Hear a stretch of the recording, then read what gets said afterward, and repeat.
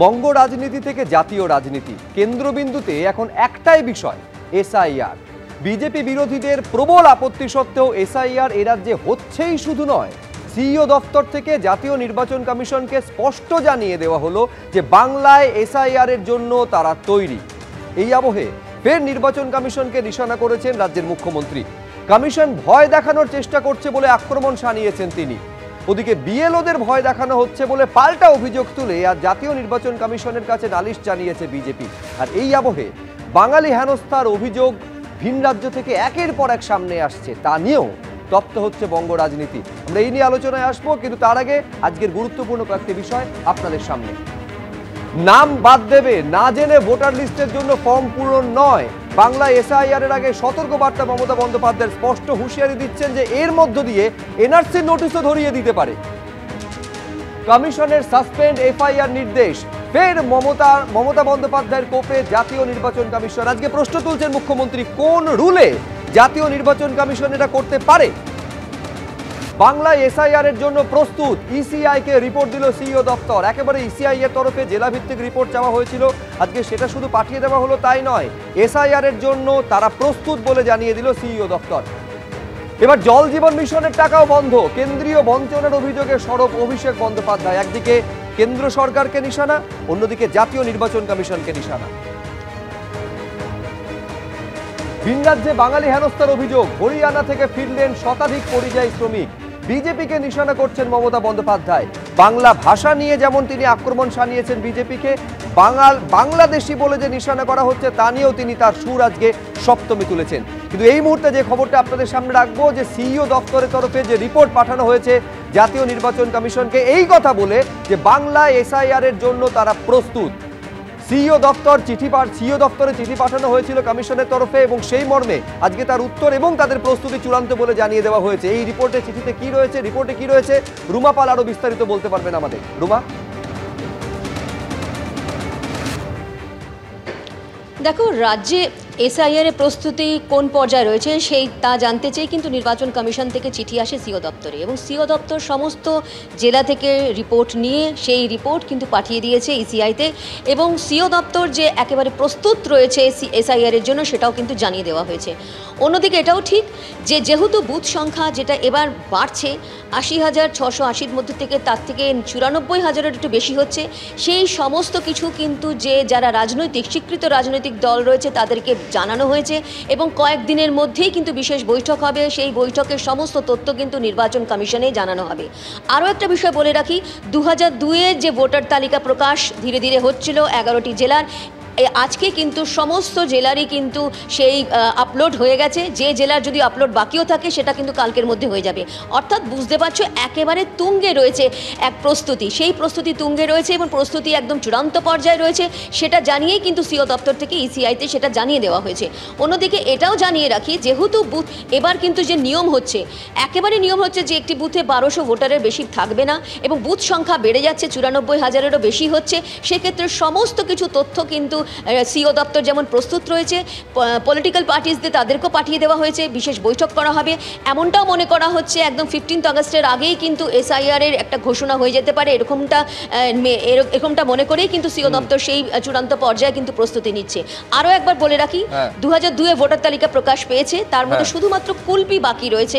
কুলপিতে একটি রামপুরহাটের একটি বুথের ভোটার তালিকা পাওয়া যাচ্ছে না, সেই যদি ভোটার তালিকা চলে আসে ঠিক আছে, তা না হলে বেশিরভাগ জেলার এবং সেই ভোটার তালিকা ২০০২-এর ইলেকটোরাল রোল সেটা আপলোড করে দেওয়া হয়েছে, যে কেউ সিইও ওয়েস্ট বেঙ্গল সাইটে গেলে দেখে নিতে পারবেন। কিন্তু যে এসআইআর এর জন্য তারা সম্পূর্ণভাবে প্রস্তুত, এই যে কথা জানিয়ে দেওয়া হলো সিইও দপ্তর থেকে জাতীয় নির্বাচন কমিশনকে, এই নিয়ে কি বলছেন কুণাল ঘোষ একবার রাখবো আপনাদের সামনে। দেখুন, নির্বাচন কমিশন কিছু ক্ষেত্রে এখতিয়ার বহির্ভূতভাবে অতি তৎপরতা দেখাচ্ছেন। যে তৎপরতা বিজেপির রাজনৈতিক স্বার্থ চরিতার্থ করার উদ্দেশ্যে ব্যবহার হচ্ছে কিনা তা নিয়ে প্রশ্ন তোলার অবকাশ রাখছে। এখন মূলত এই যে নির্বাচন কমিশন, তারা মূলত মডেল কোড অফ কন্ডাক্ট কোনো ভোটের সময় চালু হওয়া থেকে নির্বাচন কমিশনের গতিবিধি কাজ ক্ষমতা এসবগুলো আসে। এখন তারা তার অনেক আগে থেকে কিভাবে বিজেপিকে সাহায্য করা যায়, বিজেপির দ্বারা প্রভাবিত হয়ে নির্দেশিত হয়ে তারা করছেন কিনা সেটা নিয়ে প্রশ্ন আসছে। দেখুন, আমার সমীর চট্টোপাধ্যায়ের কাছে নিঃসন্দেহে প্রশ্ন থাকবে যে এই এসআইআর এর পেছনে তৃণমূল কংগ্রেস যে বিজেপির স্বার্থ চরিতার্থ হচ্ছে কিনা সেই উদ্দেশ্য দেখছেন। আমি বলছি এইটা তো শুধুমাত্র কোনো একটা নির্দিষ্ট রাজ্যে হচ্ছে এমনটা নয়, একেবারে সারা দেশ জুড়ে এসআইআর হবে এটা বলে দেওয়া হয়েছে। এটা নিশ্চয়ই সমীরদা চাইবেন না যে মৃত ভোটার বা যারা অনুপ্রবেশকারী তাদের নাম ভোটার তালিকায় থাকুক, বা একই নামে যদি একাধিক জায়গায় তাদের ইলেকটোরাল রোলে নাম থাকে সেটা থাকুক, সেটা নিশ্চয়ই সমীরদা চাইবেন না। আমি বলছি সেটা যদি হয়ে থাকে, সেটা যদি উদ্দেশ্য হয়, তার জন্য সংশোধনী প্রয়োজন, তার জন্য তো এসআইআর। আপত্তির কি কারণ থাকতে পারে সমীরদা? না, ভোটার তালিকা পরিবর্তন করা তো আজকে নতুন নয়, ভোটার তালিকা সংশোধন ধারাবাহিক একটা প্রক্রিয়া। কিন্তু আমাদের বক্তব্য হচ্ছে এসআইআরকে সামনে রেখে বিজেপি যে রাজনৈতিক সুবিধা, কেন রাজনৈতিক? কারণ আজকে আপনি দেখুন এই এনডিএর একমাত্র যদি বিরোধী ইন্ডিয়া জোটের কেউ হয় তার নাম মমতা বন্দ্যোপাধ্যায়। আজকে যেভাবে বাংলা বাঙালির উপরে অত্যাচার হচ্ছে আপনারা কিছুক্ষণ পরেই দেখাবেন যা বাস্তব সত্য। এরা সাজিয়ে দিচ্ছে মুসলিম, এরা বলে দিচ্ছে রোহিঙ্গা, এরা বলে দিচ্ছে অনুপ্রবেশকারী, যা যা বলছে তাদের কেন হচ্ছে না? এই অমিত শাহের দপ্তর, সমবায় দপ্তরের সচিব ছিলেন জ্ঞানেশ কুমার, স্বাভাবিকভাবে তার যে প্রভু কথা শুনতে হবে কিনা বা পুতুলের মতন কাজ করছেন কিনা সেটাই আমাদের সন্দেহ। আমি সব বিষয়টা সমীরদার মেনে নিয়েও বলছি, এর পরেও কিন্তু সুপ্রিম কোর্ট এই এসআইআর এর কোনো স্টে দেয়নি। আমি এইখানে আমার বাকি অতিথিদের কাছে আসবো, তার আগে মুখ্যমন্ত্রী মমতা বন্দ্যোপাধ্যায় তিনি কি বলছেন? একেবারে নির্বাচন কমিশনকে রীতিমতন তিনি আক্রমণ শানিয়েছেন, গতকালও করেছিলেন, আজকে ফের একবার দেখুন। দুজন WBCS অফিসার ওনারা সাসপেন্ড করে দিল, ইলেকশনে ডিক্লেয়ার হয়নি। কি সাহস! Under which rule? বাবা সাহেব আম্বেদকর এই কনস্টিটিউশন তৈরি করেনি। আমরা সবাই ছোট থেকে জানি যেদিন ডেট অফ নোটিফিকেশন হয় ইলেকশনের, সেদিন থেকে ইলেকশন কমিশন অ্যাকশন নিতে পারে। আমরাও দেখে দেখে তাদের ঠিকমতো আমরা মানে অন্যান্য জায়গায় আমরা তাদের অল্টারনেটিভ দিয়ে দিই। এখন ইলেকশনের অনেক বাকি আছে। এখন থেকে কি ভেবেছেন এই এনআরসির নাম করে ব্যাকডোরে যাকে ইচ্ছা অফিসারদের ভয় দেখাবেন? অফিসারদের পাশে সরকার ছিল, আছে এবং থাকবে।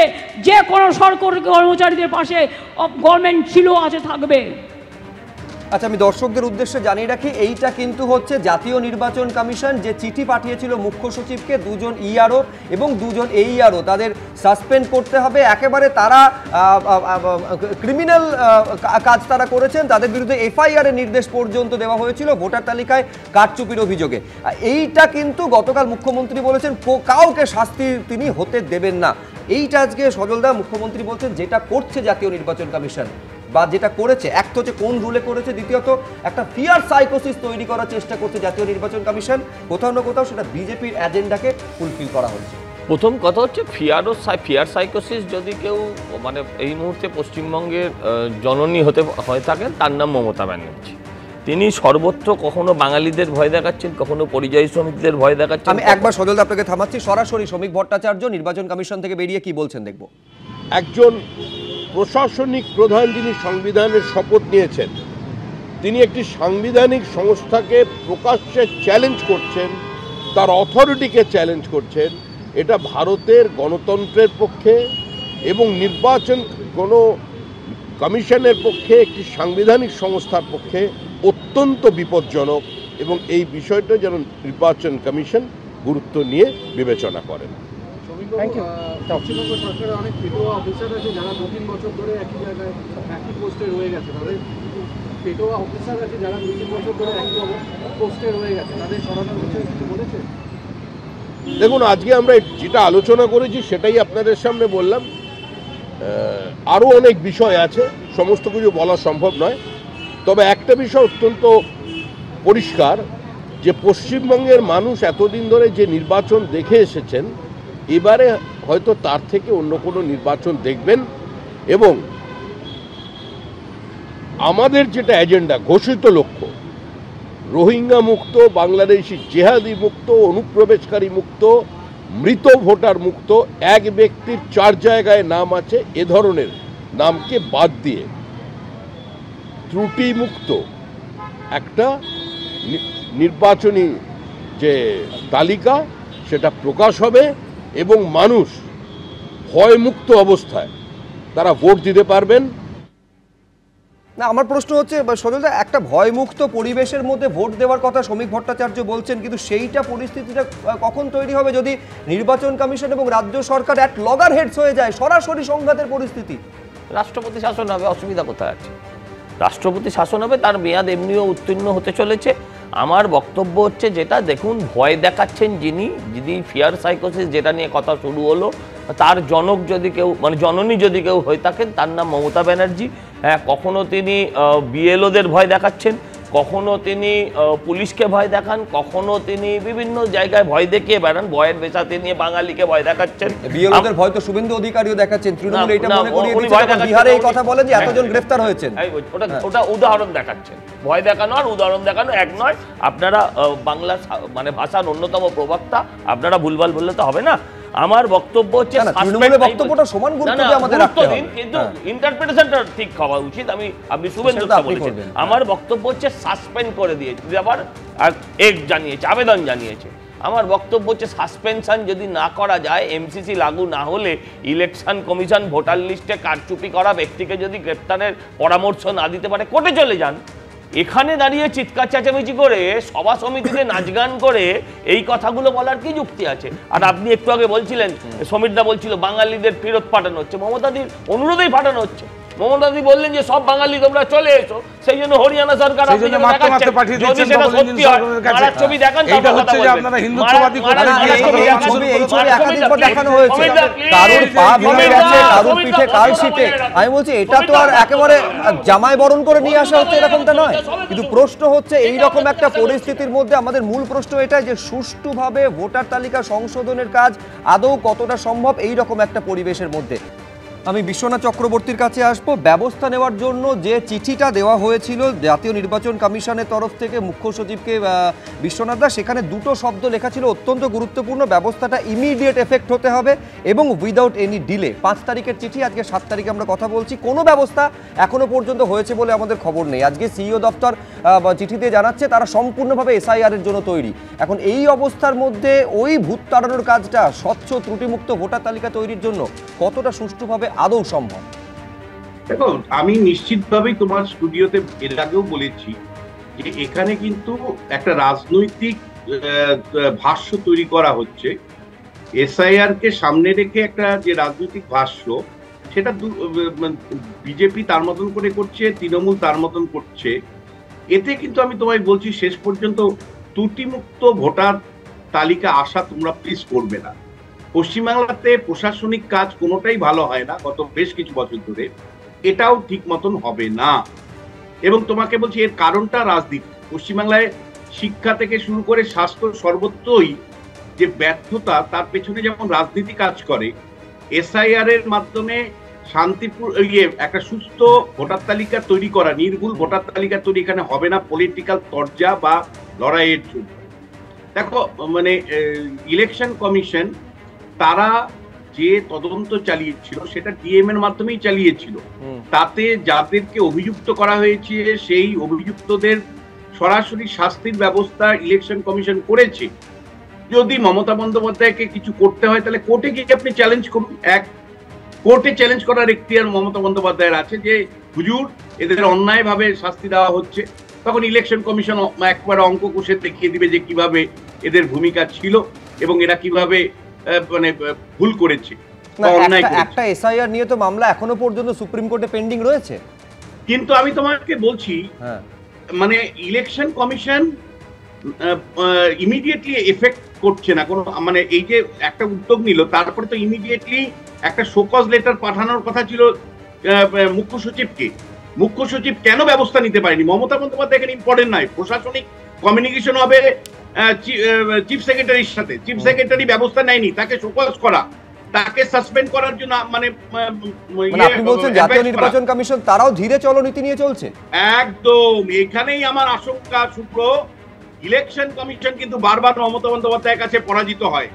আমার অভিজ্ঞতা বলছে বারবার মমতা বন্দ্যোপাধ্যায়ের কাছে ন্যাশনাল ইলেকশন কমিশন পরাজিত হয়, এটা পরাজিত হয় না, কিন্তু কমিশনকে উদ্দেশ্য করে তো মুখ্যমন্ত্রী বলছেন যে কোন রুলের আন্ডারে এটা কমিশন করতে পারে, এখনো তো নির্ঘণ্টায় ঘোষণা হয়নি। দেখো রুলটা তোমাকে আমি বলছি, 1950 সালে জনপ্রতিনিধিত্ব আইনের 13 ধারা অনুসারে করেছে এবং এখানে 324-এর মানে 6 উপধারা অনুসারে করেছে। মানে এটা রুলস আছে, মমতা বন্দ্যোপাধ্যায় জেনেও অসত্য কথা বলছেন। কিন্তু প্রশ্নটা হচ্ছে ইলেকশন কমিশন কেন এত ধীর গতিতে চলছে, সরাসরি কেন চিফ সেক্রেটারিকে কৈফিয়ত চাইছে না যে আপনি কেন ব্যবস্থা নিতে পারেন? বিশ্বনাথ চক্রবর্তী মারাত্মক কথা বলছেন। এক হচ্ছে সবটা জেনেও মমতা বন্দ্যোপাধ্যায় এই কথা বলছেন, এটা জানেন মমতা বন্দ্যোপাধ্যায় নির্বাচন কমিশনের এইটা করার ক্ষমতা আছে, কিন্তু আরেকটা মারাত্মক কথা, জল মাপছে জাতীয় নির্বাচন কমিশন, তারাও ধীরে চলো নীতি নিয়ে চলছে। আমি বলছি এইটা যদি অভিযোগ সত্যি হয় তাহলে একটা সুষ্ঠু অবাধ ভোট করার দায়িত্ব যাদের, তাদের কাছ থেকে 2026-এর বিধানসভা নির্বাচন অবাধ এবং সুষ্ঠু ত্রুটিমুক্ত ভোটার তালিকায় হবে, এই আশা কতখানি করা যেতে পারে? বড় প্রশ্ন তুলে দিয়েছেন বিশ্বনাথ। আলোচনা তা নিয়ে চলবে। এই রাজ্যে যখন এসআইআর শুরু হবে তখন যারা বিএলও বুথ লেভেল অফিসার যারা, তারা একটা ফর্ম নিয়ে যাবেন, এনুমারেশন ফর্ম নিয়ে বাড়ি বাড়ি যাবেন, যে ফর্মটা ফিল আপ করতে হবে।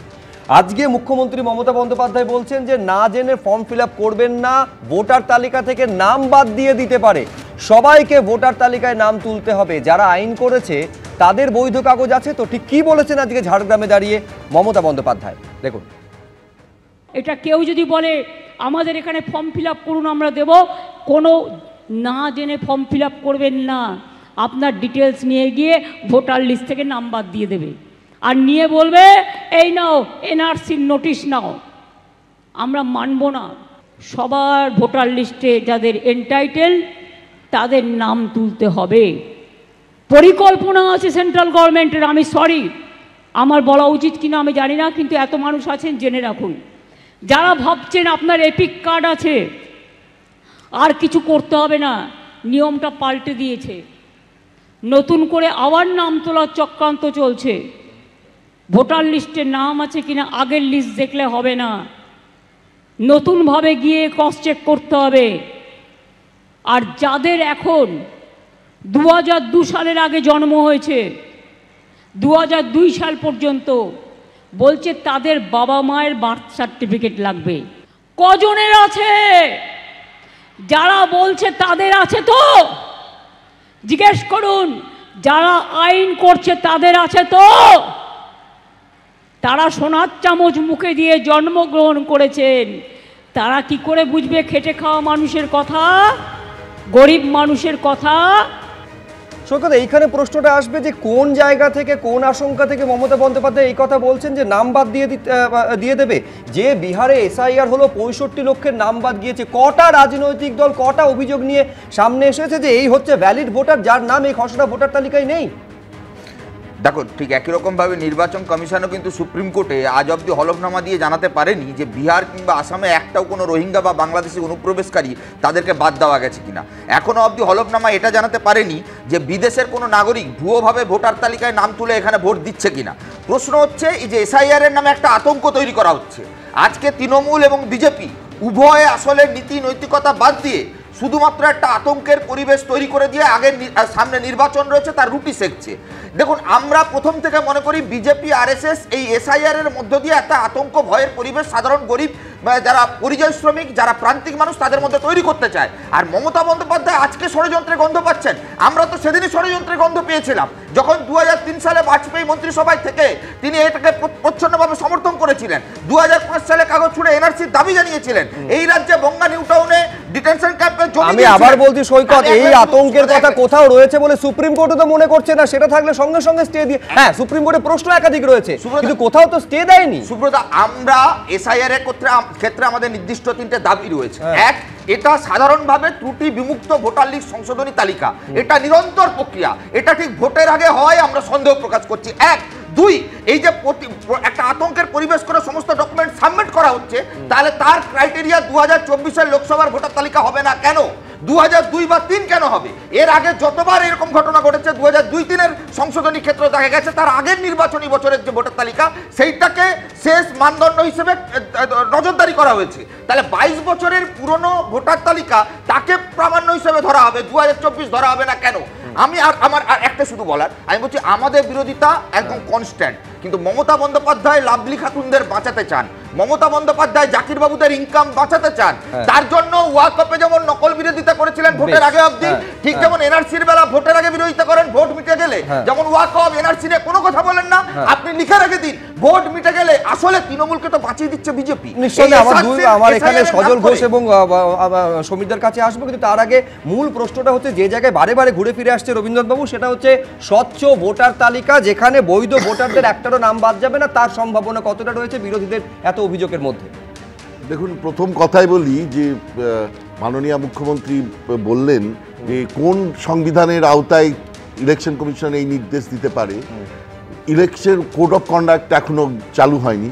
কোড অফ এখানে কিন্তু 324-এর 1 ধারায় পরিষ্কার বলা আছে ইলেকটোরাল রোল প্রিপারেশনের দায়িত্ব হচ্ছে ইলেকশন কমিশনের, এবং সেই ইলেকশন কমিশন সারা বছর ধরে কি ইলেকশন কোড অফ কন্ডাক্ট চালু হবে, তারপর তারা এসআইআর করবে বা তারপর তারা ইলেকটোরাল রোল প্রিপেয়ার করবে।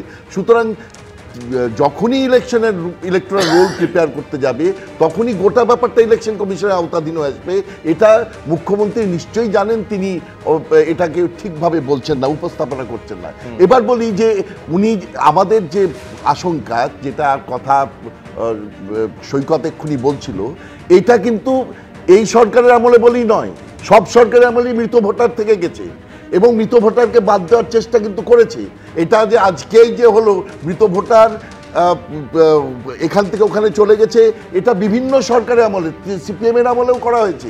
সুভাষ চক্রবর্তী চিৎকার চেঁচামেচি করেছিলেন, তারপর বদলা বামফ্রন্ট অফিস থেকে বলে দেওয়া হয়েছিল যে এটার সঙ্গে তার ব্যক্তিগত মত, এটা আমাদের মত নয়। কিন্তু সুতরাং ইলেকশন কমিশন এই চেষ্টা করেই থাকে, এবং ত্রুটিমুক্ত ভোটার লিস্ট ছাড়া আমরা ভোট দেব কেন?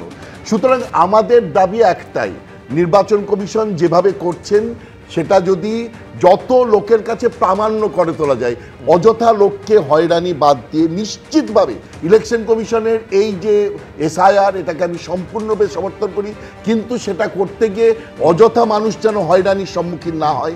তারা একবার যদি গিয়ে তাকে বাড়িতে না পায়, সঙ্গে সঙ্গে তাকে যেটা বলেছে 6 বার পাঠানো হবে, সেটা 6 বার যেন সত্যি সত্যি যায়। তাদের বাড়িতে গিয়ে তাদের যে ডকুমেন্টগুলো প্রামাণ্য ডকুমেন্ট, 11টা ডকুমেন্টের কথা বলা হয়েছে, যে ডকুমেন্টগুলো তার কাছে প্রাপ্য অন্তত সেগুলো লিস্ট করে তার কপি নিয়ে তারা অন্তত যেন তার ভোটার নামটা রাখবার চেষ্টা করে। এইগুলো যাতে অযথা, যেমন ডিমনিটাইজেশনের সময় হয়েছিল, সবার যেন যায়। রবীন্দ্রনাথ ভট্টাচার্য বলছিলেন, আমি এইখানে দর্শকদের মনে করিয়ে দেব, এই যে অভিযোগটা সামনে এসেছে সেখানে কিন্তু বিএলওরা একেবারে বাড়ি বাড়ি যাননি, অস্তিত্বহীন ভোটারদের নাম বাড়িতে না গিয়ে তোলা হয়েছিল বলে অভিযোগ সামনে এসেছিল। নিজেদের লগ ইন ক্রেডেনশিয়াল তারা শেয়ার করেছিলেন, কিন্তু অভিযোগটা যে শুধুমাত্র যে একেবারে এসআইআর এর মাধ্যমে যারা ভ্যালিড ভোটার তাদের বাদ দেওয়ার চেষ্টা চলছে, এটা শুধুমাত্র তৃণমূল কংগ্রেসের তরফে অভিযোগটা আসছে এমনটা নয়। কারচুপির অভিযোগটা একেবারে রাহুল গান্ধী, যিনি লোকসভায় বিরোধী দলনেতা, তিনি পর্যন্ত তুলছেন। তিনি বলছেন যে বিজেপি এবং কমিশনের মধ্যে আঁতাতে 5টা উপায়ে ভোট চুরি হয়েছে। নথি দেখি, আজকে একদম পাহাড় প্রমাণ নথি হাজির করেছিলেন রাহুল গান্ধী। তিনি বলছেন যে একেবারে এইভাবে আঁতাতের মাধ্যমে বিজেপির এজেন্ডা কমিশন পূর্ণ করেছে কিভাবে, আজকে কার্যত সেটা নথি তুলে ধরে প্রমাণ করার চেষ্টা করেছেন রাহুল গান্ধী। কি বলেছেন রাখবো একবার আপনাদের সামনে। ये है चोरी। 1,02,50 वोट की चोरी 5 तरीके से होती है। Duplicate voter, fake and invalid addresses, bulk voter in single address, invalid photo, misuse of form 6। Duplicate voter मतलब एक व्यक्ति 3, 4, 5, 6 बार वोट कर रहा है, या उसका नाम 5-6 बार आ रहा है। फेक इनवैलिड एड्रेस मतलब या तो पता है ही नहीं या फिर फेक है। बल्क वोटर सिंगल एड्रेस, एक बेडरूम का घर है, उसमें 50 लोग का एड्रेस है, और जब हम वहां जाते हैं वहां लोग ही नहीं है। इनवैलिड फोटो, या फोटो है ही नहीं, या फोटो इतनी छोटी है कि उसको पहचाना नहीं जा सकता। और finally misuse of form 6। Form 6 नए वोटर्स के लिए होती है, जो 18 साल का होता है, पिछले इलेक्शन में जिसने वोट नहीं किया उसके लिए होती है, मतलब 18 से 22-23 की एज होनी चाहिए उसकी। फेक एड्रेस, या तो एड्रेस है ही नहीं, या फिर address 0, house number 0, street number 0 दिखाइए। हाउस नंबर 0 देखिए, मुनियप्पा जी, मंजुला मुनियप्पा जी का हाउस नंबर 0। अच्छा ये देखिए, टेकराज सबकाता, इनका फादर का नाम DFOIGAIDF, हाउस नंबर 0 में रहते हैं। हस्बैंड्स नेम इनका, नीचे जाइए, टिक्का कुमारी आचार्य, नेम YTDR, किसी ने ऐसे ही टाइप कर दिया है, YTDR QPF। और जब हम इन एड्रेसेस को वेरीफाई करने जाते हैं तो कोई एड्रेस नहीं है। 40,000 ऐसे वोटर हैं, या एड्रेस 0 है या फिर एड्रेस है ही नहीं। Bulk voters in single address, single bedroom का घर है, 80 वोटर रह रहे हैं उसमें, अलग अलग नाम, अलग अलग परिवार, और जब हम वहां जाते हैं हमें बताया जाता है यहां पे 80 लोग नहीं रहते, यहां पे ये लोग हैं ही नहीं, कोई नहीं जानता इनको। इनवैलिड फोटोग्राफ, ये बहुत बड़ा तरीका है। इसमें या तो इनकी फोटो है ही नहीं पोलिंग वोटर लिस्ट पे, या फिर इतनी छोटी है कि पहचानी नहीं जाती। देख लीजिए, ये देख लीजिए, और ये सब नाम है इनके, ये सब लोग हैं जिनकी फोटोग्राफ नहीं है और या फिर दिखाई नहीं देती। যে অভিযোগগুলো সজলদা রাহুল গান্ধী করেছেন এবং যে ভোটার লিস্টগুলো তুলে ধরেছেন তারা যদি ভোটটা দিয়ে থাকে তাহলে তো মারাত্মক। অভিযোগটা হচ্ছে নির্বাচন কমিশন এবং বিজেপির মধ্যে আঁতাতের। এর আগে দর্শকদের স্মরণে থাকবে রাহুল গান্ধী বলেছিলেন যে অকাট্য প্রমাণ রয়েছে, ওপেন অ্যান্ড শাট প্রুফ রয়েছে, অ্যাটম বোম বলেছিলেন। আমি জানি না কার্যত আজকে যেটা বললেন সেটা একটা অ্যাটম বোম তিনি ফেললেন কিনা, কিন্তু অভিযোগ মারাত্মক। অ্যাটম বোম কি স্কাড মিসাইল সেটা আমি বলতে পারবো না, কিন্তু আমার যেটা মনে হলো গণতন্ত্রের মাস্টারমশাই যেভাবে দেখাচ্ছিলেন আর কি, হ্যাঁ সেইভাবে দেখে রাহুল গান্ধীর যা যা অভিযোগ, আমি ওটা কোন রাজ্যের জন্য বলছেন আমি ঠিক বুঝতে পারলাম না। আমার মনে হলো ওটা উনি পশ্চিমবঙ্গের জন্য বলছেন। দুটো রাজ্যের কথা বলেছেন, মহারাষ্ট্র এবং কর্ণাটক। আচ্ছা, পশ্চিমবঙ্গের মধ্যে এর মধ্যে নেই। আমার তো দেখলাম পশ্চিমবঙ্গের সঙ্গে হুবহু মিলে গেল। আমাদের যা অভিযোগ সব কটা রাহুল গান্ধী করলেন, আমার তাই পশ্চিমবঙ্গের মধ্যে বিজেপি যা করে। আমি আপনাকে বলি, দেখুন মমতা বন্দ্যোপাধ্যায়ের কথা বলেছেন যারা আসবে তোমার বাড়িতে তাদের বার্থ সার্টিফিকেট আছে কিনা, আছে কি নেই আমি বলতে পারবো না, কিন্তু মমতাদির বার্থ সার্টিফিকেটে যে গন্ডগোল আছে এটা মমতাদি বিভিন্ন সবাই বারে বারে বলেছেন। ওনার বার্থ সার্টিফিকেট অনুযায়ী ওনার এবং ওনার ভাইয়ের জন্ম 6 মাসের ভেতরে, যেটা বায়োলজিক্যালি সম্ভব নয়। বলছে আচ্ছা এখানে ভালো কথা বলেছে, সবচেয়ে ভালো আমার বামের ভাই বলেছে যে আমরা আগে গন্ধ পেয়েছিলাম। ঠিক আছে, তোমরা ভালো স্নিপার, তোমরা আগে গন্ধ পেয়েছিলে। মমতাদি তার থেকে একটু নিচুতরের স্নিপার, তিনি পরে গন্ধ পেয়েছেন। কিন্তু আরেকটা কথা ও মারাত্মক বলেছে, সেটা হচ্ছে যে ওয়াক অফ আন্দোলন মমতা চাননি, তাই হয়নি। এটার থেকে একটা জিনিস প্রমাণিত হয় যে ওয়াক অফ আন্দোলনটা মুসলমানদের স্বতঃস্ফূর্ত আন্দোলন ছিল না। ইট ওয়াজ প্ল্যান্ড, ইট ওয়াজ কনকক্টেড, এবং এটা বানানো আন্দোলন ছিল তৃণমূলের নিজস্ব রাজনৈতিক কারণে। রবীন্দ্রনাথ দাকেও একটা উত্তর দিয়ে দিই, হয়রানির কথা বলেছেন, নিশ্চিন্ত থাকুন রবীন্দ্রনাথ দা, আপনার বাবা আপনাকে অতীতের অনেক কথা বলেছেন। 2002 সালে আপনি একেবারে কচিকোকা ছিলেন না, তখন আপনার পরিবারের পিতৃদেবেরও কোনো হয়রানি হয়নি, এবারেও হবে না। ফালতু আশঙ্কা করবেন না।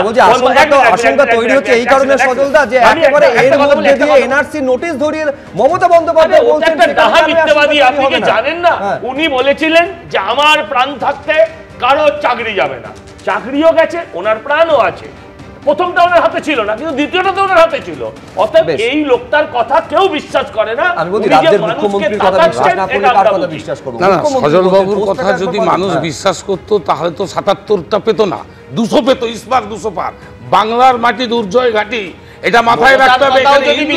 এখানে মুসলমান ভাগ করে আপনি একটা বিভাজনের রাজনীতি করে সনাতনী করে বাংলার মাটিকে কলুষিত করতে বিশ্বাস করলে আমি মনে করি নির্বাচন কমিশন যে নিরপেক্ষতা, সেই নিরপেক্ষতা যদি ঠিক থাকতো তাহলে মহারাষ্ট্রে যেভাবে কর্ণাটকের কেসগুলো আসছে, যেভাবে রাহুলবাবু দেখাচ্ছে আজকে অ্যাটেম্বুল আমি মনে করি বিজেপিকে সুবিধা করে যে আঘাত করছে। আদিবাসী না হতে পারেন বা জ্ঞানেশ কুমার হতে পারেন, দুজনেরই দায়িত্ব হচ্ছে যে গণতন্ত্রকে সুরক্ষিত করা এবং অবাধ এবং সুষ্ঠু ভোট সুনিশ্চিত করা। সেইটা কতটা হচ্ছে, এইটা হচ্ছে $1 মিলিয়ন কোয়েশ্চেন। হ্যাঁ সৈকত, আমি বলছি তৃণমূল বিজেপি একে অপরকে সুবিধা করে দিতে এই এসআইআর এর আতঙ্ক তৈরি করছে। তুমি দেখো 26,000 চাকরি চুরি, এই রাজ্যে তৃণমূল সরকারের ব্যর্থতা। মমতা বন্দ্যোপাধ্যায় সবার আগে থ্যাঙ্কফুল থাকা উচিত বিজেপিকে। এই এসআইআর এর নামে রোহিঙ্গা বাংলাদেশি এইসব তুলে গোটা দেশ জুড়ে বাঙালি খেদাও, বাঙালি পেটাও, দিয়ে এখানে দাঁড়িয়ে রোহিঙ্গা বাংলাদেশি সেন্টিমেন্টে বিজেপি ভোট চাইছে। আর তৃণমূল এখানে বাঙালি রক্ষাকর্তা, শঙ্খ ঘোষদের অপমান করা, বাঙালি সাহিত্য, বাঙালি কৃষ্টিকে যে তৃণমূল ধূলিসাৎ করেছে, তারা আজকে এসআইআর এর আতঙ্ক নামে ভোট কুড়াতে চাইছে। সদলদা ঠিক বলেছে, গোটা দেশে বিজেপি যা করছে এই রাজ্যে তৃণমূল তাই করছে। আপনারা যেমন মহারাষ্ট্রে যেমন ভুয়ো ভোটে ভোট দিয়ে সরকার দখল করেছেন, এই রাজ্যে তৃণমূলকে সেই সুযোগ তৈরি করে দিচ্ছেন যাতে মমতা বন্দ্যোপাধ্যায় রাহুল গান্ধী যে অভিযোগটা করেছেন, এই অভিযোগে যদি সত্যি কোনো সারবত্তা থেকে থাকে তাহলে কিন্তু মারাত্মক অভিযোগ। দেখুন, প্রথমবার নয়, একাধিকবার জাতীয় নির্বাচন কমিশনকে নিশানা করেছেন মুখ্যমন্ত্রী মমতা বন্দ্যোপাধ্যায়। একেবারে জাতীয় নির্বাচন কমিশনের কোন রুলে এইভাবে শাস্তির সুপারিশ করতে পারে সেই প্রশ্ন আজকে মুখ্যমন্ত্রী তুলেছেন। পাল্টা জবাবে কি বললেন বিরোধী দলনেতা, দেখুন। লাফাতে থাকুন, আরো লাফানি বাড়বে, উল্টো পাল্টা কথা আরো বলতে থাকুন আপনি। এখন তো বিজেপিকে ছেড়ে ইলেকশন কমিশনকে ধরেছে, এরপরে সংবিধানকে ধরবে, তারপরে বলবে ভারত মাতাটাই খারাপ। আস্তে আস্তে এখনো 7 মাস বাকি, আগস্টের 3 সপ্তাহ, সেপ্টেম্বর পুরো, অক্টোবর পুরো, নভেম্বর পুরো, ডিসেম্বর পুরো, জানুয়ারি পুরো, ফেব্রুয়ারির কিছুটা, তারপরেই বিসর্জন হবে। কালকে বলেছে আমি হারি না, আরে আমার কাছেই তো হেরেছ, আমাকে লাগবে না। বিজেপির ওয়ার্ড সভাপতিকে দিয়ে আপনাকে ভবানীপুরে আমি হারাবো। আমি বিশ্বনাথ চক্রবর্তীর কাছে যাওয়ার আগে আমি দর্শকদের জানিয়ে দিই, গতকাল মুখ্যমন্ত্রী বলেছেন যে আমি না চাইলে আমাকে কেউ হটাতে পারে না। হ্যাঁ, বিশ্বনাথ দা। দেখো, রাজনীতিতে মানে আমরা দীর্ঘদিন যারা চর্চা করছি আমরা জানি, এক সময় অনিল বিশ্বাস এই কথাটা বলতেন যে দিদি থেকে দিদিমা হয়ে যাবেন, আপনি কখনোই মুখ্যমন্ত্রী হতে পারবেন না। কিন্তু মমতা বন্দ্যোপাধ্যায় 2011 সালে বামেদের ক্ষমতাচ্যুত শুধু করেছে তা নয়, বামেদের আগামী বেশ কিছুদিন আরো যে সন্ন্যাসী হয়ে থাকতে হবে সেটা পরিষ্কার। মানে রাজনীতিতে পরিবর্তন মানুষের উপর অনেকটাই নির্ভর করে। যদিও আমি মনে করি যে পশ্চিমবাংলাতে মানুষ অনেক ধীর গতিতে পরিবর্তন করে, 1, আর 2 নম্বর হলো এখানে শাসক দল কিন্তু দীর্ঘদিন মানি পাওয়ার, মাসল পাওয়ার দিয়ে নির্বাচনকে প্রভাবিত করতে পারে। বামফ্রন্টে 34 বছর থাকার সুযোগ থাকতো না যদি বামফ্রন্ট শেষের দিকে বলবো বেশ কয়েকটা নির্বাচনে যে কাছাকাছি ফলাফল হয়েছিল, সেখানে কিন্তু তাদের যে সংগঠন, সকল সংগঠনের নাম করে কিন্তু তারা তাদের জয় হাসিল করেছিল। তৃণমূল কংগ্রেসের তার মতন করে সংগঠন ধরে রাখতে চাইছে। এবং কেন তৃণমূল কংগ্রেস এসআইআর এর বিরোধিতা করছে? এসআইআর যদি হয় তাহলে ভুয়ো ভোটার, যারা মৃত ভোটার, এইটা যদি বেরিয়ে যায়, এটা যদি 60-70 লক্ষ হয়, তাহলে এই ভোটটা তো পুরো শাসক দল তার সংগঠন দিয়ে করে। এটা বাম আমলেও দেখেছি, তৃণমূল তার সংগঠনকে ব্যবহার করে বিকেল 4টে থেকে এই ভুয়ো ভোটারদেরকে ভোট দেওয়ায়। ফলে এটা মানে আমি বলছি আজকে মুখ্যমন্ত্রী এটাও বলেছেন বিশ্বনাথ দা যে অনুপ্রবেশকারীদের বিরুদ্ধে ব্যবস্থা নেওয়া হোক, এটা ঝাড়গ্রাম থেকে মুখ্যমন্ত্রী বলছেন। একদিকে অনুপ্রবেশকারীদের বিরুদ্ধে ব্যবস্থা নেওয়ার কথা খোদ মুখ্যমন্ত্রী বলছেন, অথচ এসআইআর এর বিরোধিতা, এইখানে বিরোধীরা একটা দ্বিচারিতার গন্ধ পাচ্ছেন। দ্বিচারিতা না, এটা এই পলিটিক্সটা উনি ধরে রাখতে চাইছেন দুটো কারণে। সেটা হলো বিজেপির হিন্দুত্বের ন্যাশনালিজম কে কমব্যাট করবার জন্য লড়তে গিয়ে তিনি বাঙালি উপজাতীয়তাবাদ সামনে আনতে চাইছেন। আর দ্বিতীয় সুবিধাটা ওনার হলো যে এই বিষয়টাকে যদি জিয়ে রাখতে পারেন তাহলে তার সরকারের বিরুদ্ধে তোলা যে অভিযোগগুলো, বিশেষ করে কাজ দিতে পারেনি, শিল্পায়ন হয়নি, শিক্ষায় দুরবস্থা, রাস্তাঘাটের বেহাল অবস্থা, এই যে সমস্ত সরকারের 15 বছর চালানোর পরে তার বিরুদ্ধে যে অ্যান্টি ইনকম্বেন্সি, সরকার প্রতিষ্ঠান বিরোধী হাওয়া, সেইটাকে তিনি মানে কার্পেটের তলে রাখতে পারবেন। খুব সচেতন ভাবেই একেবারে অঙ্ক কষে মমতা বন্দ্যোপাধ্যায় এই দ্বিচারিতা বা দ্বিমুখী অবস্থান নিয়েছেন। দুর্নীতির বিরুদ্ধে এসআইআর কে হাতিয়ার করা এবং বাঙালি অস্মিতাকে হাতিয়ার করা, এটা যেমন একটা দিক, পাশাপাশি আরেকটা দিক আমি জানি না বিরোধীদের ক্ষেত্রে অত্যন্ত ইতিবাচক কিনা এটা, সেটা হচ্ছে বিরোধীরা ঐক্যবদ্ধ হচ্ছে। আজকে রাহুল গান্ধীর বাড়িতে বিরোধী নেতাদের বৈঠক, যেখানে অভিষেক বন্দ্যোপাধ্যায় থাকছেন। অভিষেক বন্দ্যোপাধ্যায় বলছেন যে রাহুল গান্ধী আমাকে বৈঠকে থাকার আমন্ত্রণ জানিয়েছেন। তিনি বৈঠকে যাবেন বলেও জানিয়েছেন। আমাদের ইস্যুতে কংগ্রেস যদি পাশে দাঁড়ায় আমরাও কংগ্রেসের পাশে আছি, এই বার্তা অভিষেক বন্দ্যোপাধ্যায় দিয়েছেন বলে খবর সূত্রে। আমার কার্ডসি মিটিং ছিল, একটা ইন্টিমেশন আমার জমা দেওয়ার ছিল, সেই ইন্টিমেশনটা আমি জমা দিয়েছি। উনি আমাকে শুভেচ্ছা জানিয়েছে, আমি আমার শুভেচ্ছা ওনাকে জানিয়েছি। পুরোপুরি সৌজন্য সাক্ষাৎ ছিল, এর বাইরে কিছু নয়। আজকে নৈশ ভোজে যাচ্ছেন, রাহুল গান্ধী আপনাকে ফোন করেছিলেন? হ্যাঁ, আমি যাব। এসআইআর নিয়ে কোনো কথা হলো স্পিকারের সাথে? না, আমরা স্পিকারকে বলেছি যে আমরা চাই হাউস চলুক এবং এসআইআর নিয়ে আমরা ডিসকাশন দাবি করেছি। আমাদের এমপিরা গত 3 দিন ধরে, ইনফ্যাক্ট 4-5 দিন হয়ে গেল, 3 দিনের বেশি হয়ে গেছে, কন্টিনিউয়াস অ্যাডজার্নমেন্ট মোশন দিয়েছে, আলোচনা চেয়েছে, কেন্দ্রীয় সরকার অ্যালাউ করছে না। স্পিকারকে বলেছি আপনি দরকার হলে সরকারের সাথে কথা বলে এসআইআর নিয়ে আলোচনা দিন। সরকারের যদি লোকানোর কিছু না থাকে আর সরকার যদি ভয় না পায় তাহলে আলোচনা কেন আপনারা এড়িয়ে যাচ্ছেন? আমরা চাই হাউস চলুক, বিজেপি চায় না হাউস চলুক, বিজেপির কাছে জবাব নেই, উত্তর নেই, সেই কারণে ওরা এড়িয়ে যাচ্ছে। রবীন্দ্রনাথবাবু, একটা এই এসআইআর যদি বিরোধীদের আপত্তির একটা বড় জায়গা হতে পারে তাহলে এটা একটা স্বস্তির জায়গা যে অপোজিশনস আর গেটিং ইউনাইটেড। এই তো অপোজিশনসদের মুশকিল হচ্ছে কি, আজকে ইউনাইটেড দেখছেন, আবার এসে যখন ওয়েস্ট বেঙ্গলে আপনি আসবেন তখন সেটা ডিভাইডেড হয়ে যাবে। ইউনাইটেড যদি হয় তাহলে আপনাকে মানতে হবে সবকটা জায়গাতে সমানভাবে ঐক্যটাকে তুলে ধরতে হবে। আদারওয়াইজ তো বিজেপি একটা মানে এমনভাবে লিড করছে, তাদের নেতৃত্বে যারা আছে তাদের এনডিএ থেকে এই রকম আজকে তারা মিটিংয়ে জয়েন করছে, কালকে মিটিংয়ে জয়েন করছে না, আজ অভিষেক বন্দ্যোপাধ্যায় জয়েন করছেন। এর আগের কতগুলো মিটিং ইন্ডিয়া জোটের তারা জয়েন করেন, যোগদান করেননি। অর্থাৎ যখন আমার পছন্দ হবে তখন আমি যোগদান করব, ভোটের সামনে কংগ্রেসকে পাওয়ার জন্য আমি যোগদান করব, আর ভোট যখনই পেরিয়ে যাবে তখনই বিজেপিকে বাঁচানোর ইস্যু আসবে, তখন আমরা তার সঙ্গে পাশে গিয়ে দাঁড়িয়ে যাব যাতে আমি কোনো না কোনোভাবে সুযোগ পেতে পারি। এই জিনিসটা কিন্তু তৃণমূলের এই দ্বিচারিতা আছে এবং সেই দ্বিচারিতার জন্য অভিষেক বন্দ্যোপাধ্যায়ের কথা বিশ্বাস করা হয়। বিজেপি সবসময় ব্যাকডোর পলিটিক্সটা পছন্দ করে, তাদের যেন তেন করে ক্ষমতা দখলের যে একটা ঐতিহাসিক ব্যাপার আছে তার প্রমাণ আপনারা মহারাষ্ট্র দেখেছেন, কর্ণাটকের কথা এক্ষুনি রাহুল গান্ধী নিজে দেখাচ্ছেন। বাংলা তাদের দীর্ঘদিনের লক্ষ্য, সেই লক্ষ্য ভ্রষ্ট যাতে না হয় তার জন্য এটা আরেকটা ধরনের ঘটনা। আমি আবারও বলছি, অমিত শাহকে একাধিকবার নিশানা করেছেন মুখ্যমন্ত্রী, একবার নরেন্দ্র মোদীর নামটা নিলেন না কেন? না, আমি আবারও বলছি, তারই দপ্তরের অত্যন্ত ঘনিষ্ঠ যিনি এখন তার অধীনেই, সেই নির্বাচন কমিশনের মুখ্য নির্বাচন কমিশনার, তার একটা এই ধরনের যে কুইক এই যে একটা সিস্টেম, আসল কথা কিন্তু মানে চুপি চুপি কারচুপি করার যে প্রসেসটা শুরু হয়ে থাকবে যে এটা বিজেপির কাছে কোথাও অস্বস্তির কিনা যে একেবারে বিরোধীরা ঐক্যবদ্ধ হচ্ছে। রাহুল গান্ধী একেবারে ওই নৈশভোজে যাচ্ছেন, অভিষেক বন্দ্যোপাধ্যায় যাচ্ছেন রাহুল গান্ধীর নৈশভোজে। দুটো রিয়াকশন হয়, একটা হালকা ছলে যে উনি সব জায়গাতেই খেতে যান, যেখানেই সুযোগ পান সেখানেই খেতে যান, প্রধানমন্ত্রী হোক রাহুল গান্ধী হোক, সেটা নিয়ে একটা কথা। আরেকটা কথা হচ্ছে চোরে চোরে তো মাসটুতো ভাই, এদের তো ইন্ডি পিন্ডি জোটে তো অনেক দিন ধরেই আছে, এখানে সৈকতরাও যাবে, সেখানেও খাবে, আলাপ আলোচনা হবে, হ্যাঁ, পশ্চিমবঙ্গে কিভাবে তাদেরকে সিট শেয়ারিং করা যায় না যায় এসব হবে তো। এখানে সিপিএম আর তৃণমূল এরা যে কয়েনের এপিট আর ওপিট, মনে আছে তো, সিপিএম আর তৃণমূল যে এক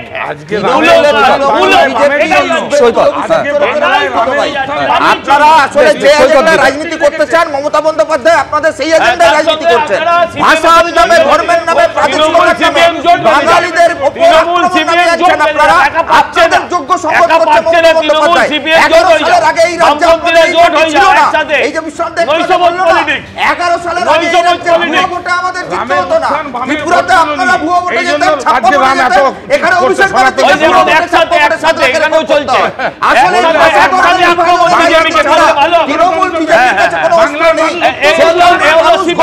এই রাজনৈতিক চাপানুতো নিঃসন্দেহে ঘটনা সময় যত এগোবে ভোটের দিকে বাড়বে, এ নিয়ে কোনো সন্দেহ নেই। কিন্তু প্রশ্ন হচ্ছে যে এসআইআর, এই এসআইআর এবং একেবারে কোনো ভয় ডরহীন পরিবেশের মধ্যে বিএলও থেকে ইআরওরা কাজ করবেন, এই নিশ্চয়তা কতটা রয়েছে? ত্রুটিমুক্ত ভোটার লিস্টের ওপর অবাধ এবং সুষ্ঠু ভোট হবে, এইটা সম্ভাবনা এবং তার বাস্তবায়ন কতটা রয়েছে, তার জন্য তো আমাদের অপেক্ষা করতেই হবে।